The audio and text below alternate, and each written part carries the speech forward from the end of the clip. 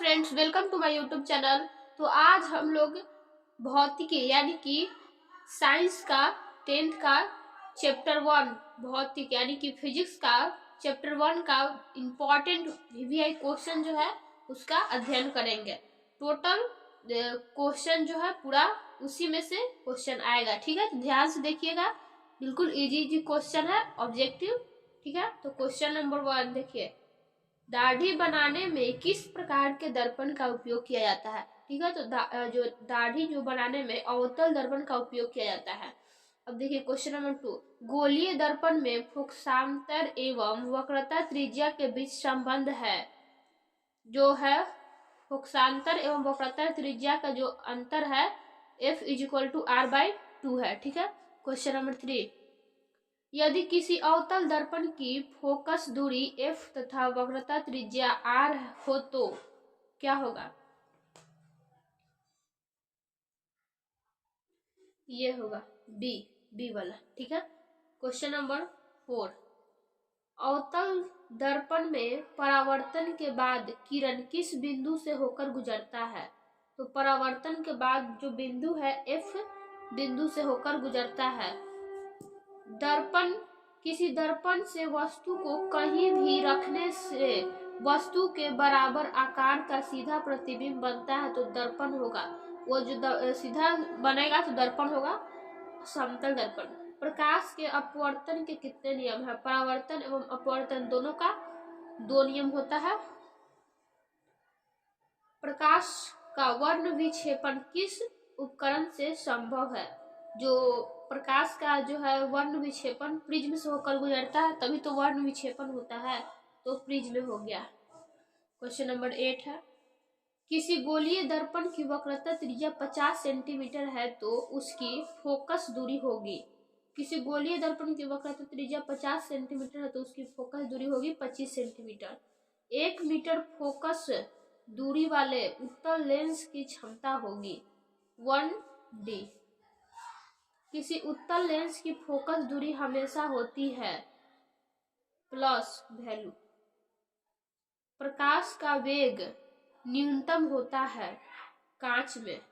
कांच में जो प्रकाश का वेग है जो सबसे कम काम करता है। निम्न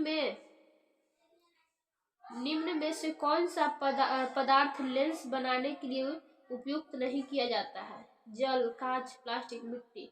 प्लास्टिक जो है मिट्टी जो है लेंस बनाने में उपयुक्त नहीं होता है। देखिए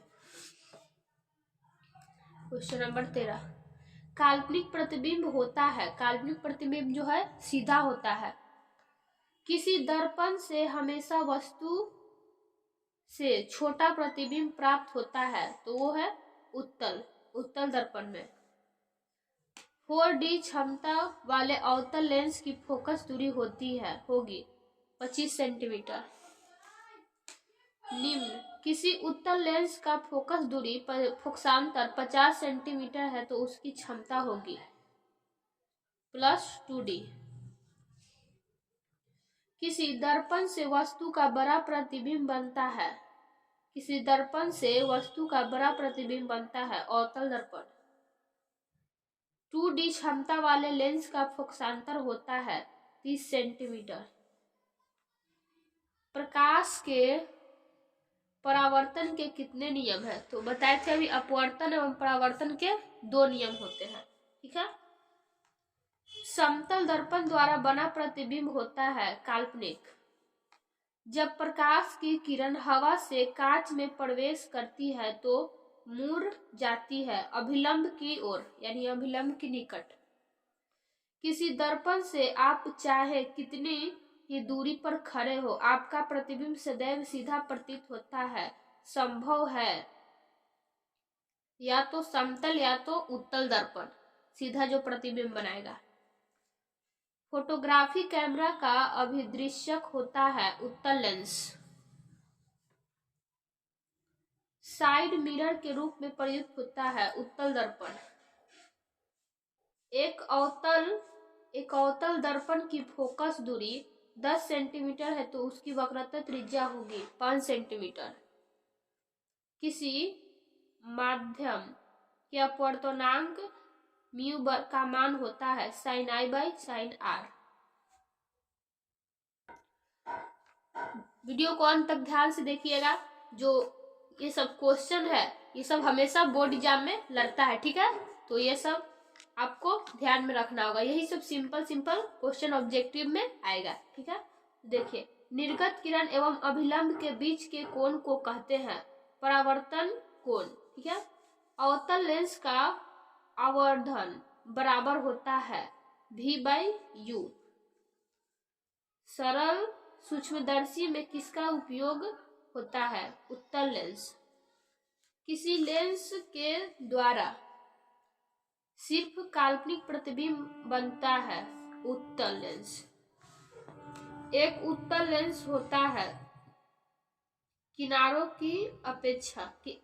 की अपेक्षा बीच में मोटा।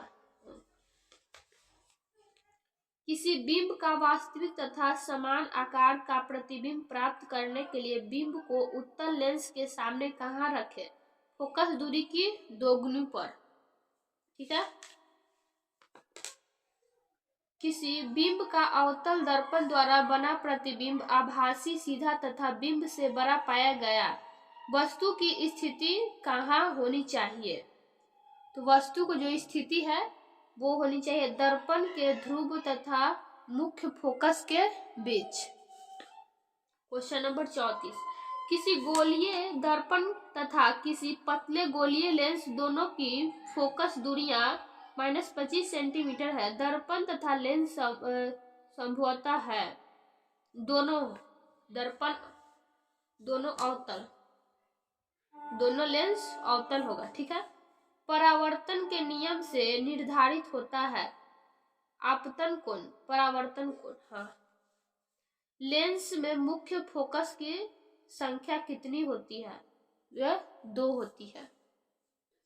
प्रकाश की किरणें गमन करती है सीधी रेखा में। सर्च लाइट का परावर्तक सतह होता है अवतल। अवतल दर्पण की फोकस दूरी उसकी वक्रता त्रिज्या की होती है आधी, ठीक है। लेंस की क्षमता का मात्रक है मीटर इनवर्स। प्रतिबिंब का आकार हमेशा वस्तु के बराबर होता है तो दर्पण होगा समतल दर्पण, ठीक है। अगर आपको वीडियो अच्छी लगी तो आप लोग लाइक करिए, अगर न्यू है तो हमारे चैनल को सब्सक्राइब कर लीजिए। मिलते हैं नेक्स्ट वीडियो में, तब तक के लिए धन्यवाद।